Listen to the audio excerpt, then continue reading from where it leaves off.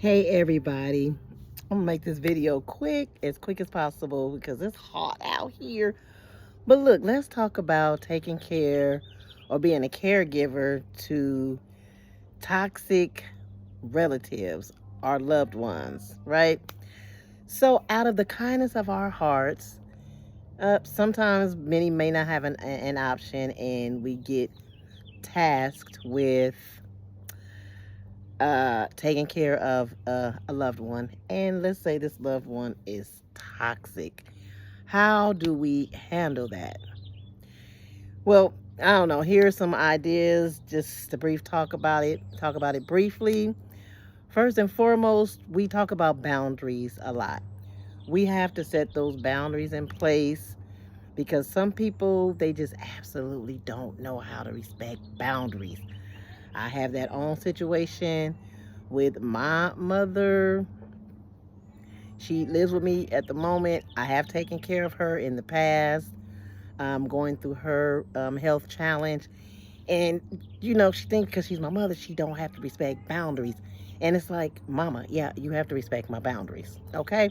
So setting boundaries first and foremost, um, I believe helps because it just helps with your emotional health and your mental health. We have to set those boundaries.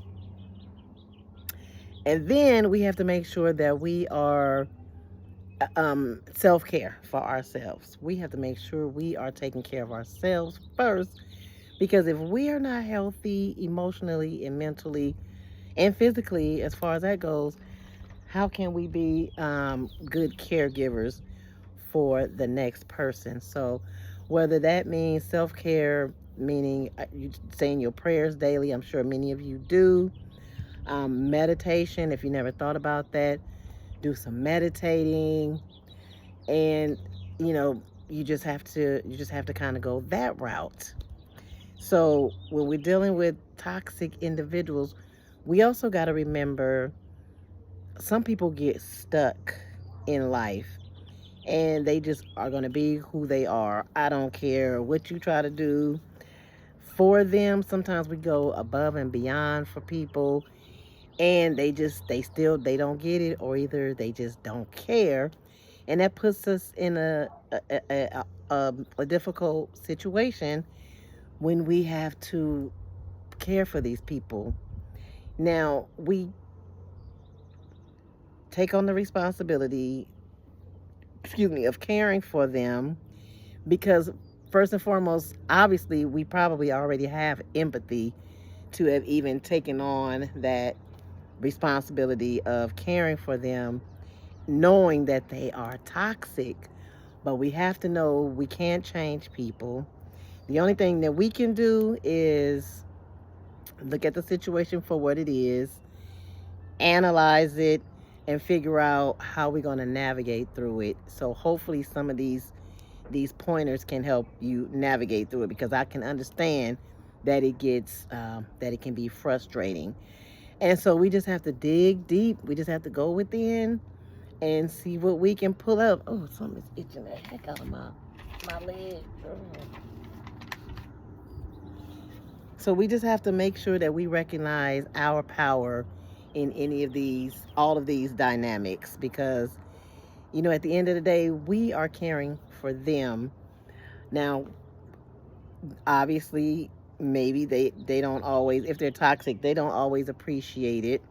And so they're not probably going to always give us the thank yous and the appreciation that we know that we deserve. But again, we're simply doing it out of the kindness of our hearts, out of empathy for this loved one. And I get it. I know.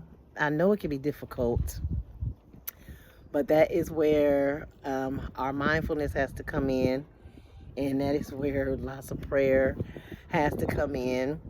And again, like I stated earlier, the boundaries, we have to have those boundaries set in place because without boundaries, people will just run all over us. And again, and here's the other thing, a lot of times the way that they act, we cannot take it personally. So a friend of mine taught me, it's called Q-tip. Q-tip, you know, like Q-tip you put in your ear. They told me go get a Q-tip at when they first was explaining it to me. I'm like, go get a Q-tip. And so then they went on to explain Q stands for quit, T stands for taking, I stands for it, P, personal. Quit taking it personal. So anytime they say something that's out of the way or something that gets under your skin, just look at it like this. Think about a Q-tip. And what is a Q-tip telling you? Quit taking it personal. Because a lot of times when they have issues, it stems from something else. It doesn't even really have anything to do with you or I. It just stems from something else that they have unresolved.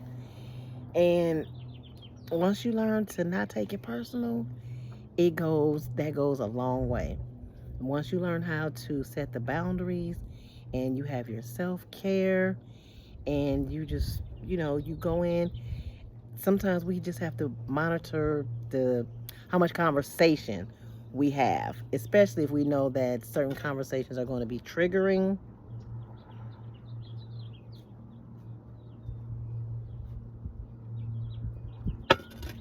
We have to limit that conversation. Other things you may want to think of, make sure you have a support system for yourself. Now, whether that is, they have all these online therapies, Betterment, I believe, was one.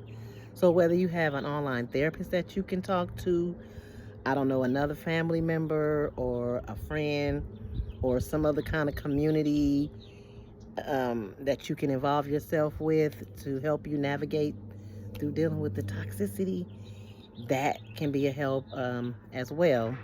So keep those things in mind and just know that you matter, you are important, even if the person you're caring for is not showing you the level of appreciation that you deserve.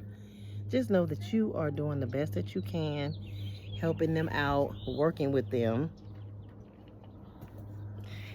And you just keep going from there.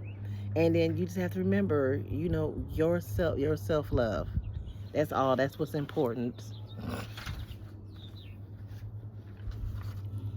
And then the other thing is sometimes um, detachment. You can detach with love. It doesn't mean that you don't love the person. It just means that I'm not going to allow you to be attached to me with all the negativity and the toxic things you have going on or the toxic things you want to say. I'm going to be here, do what it is I need to do for you, and my blessings are going to come. You are continuing to plant good seeds. So, yeah, you have to, a lot of times people have to be in your shoes to kind of understand what it is you're dealing with toxic individuals, especially the ones that you have to take care of. You have to be a caregiver for. I remember many years ago, I was caring for my grandmother. This was back in like the 90s, and she suffered with emphysema, but she was a feisty lady. Okay, and especially if they're older, oh, they have no filters on their mouth. They don't care. They will hurt your feelings, and still expect for you to turn around and wipe they, you know what? Oh, my grandmother, ooh, honey, when I tell you her words, she used to be like, wipe my ass. And I used to be like, Gammy. We called her Gammy. And then they be lying too. She used to tell her neighbor across the street, I haven't eaten all day. Now, I had just fixed that lady a nice breakfast. She told her friend, I can't even get a piece of toast. I said, now, Gammy, why are you lying? But anyway, I just wanted to share those little tidbits. If you're dealing with a toxic family member or loved one that you have to take care of, just remember boundaries, self-love, detach with love, extra support outside, prayer, meditation, therapy, whatever you can do to help carry you through. Looking at positive videos on YouTube. I'm sure I'm not the only person that's put a video out here like this, but I hope this one has helped you some. I look forward to hearing from you in the comments section. Again, I have to always say thank you to all new subscribers.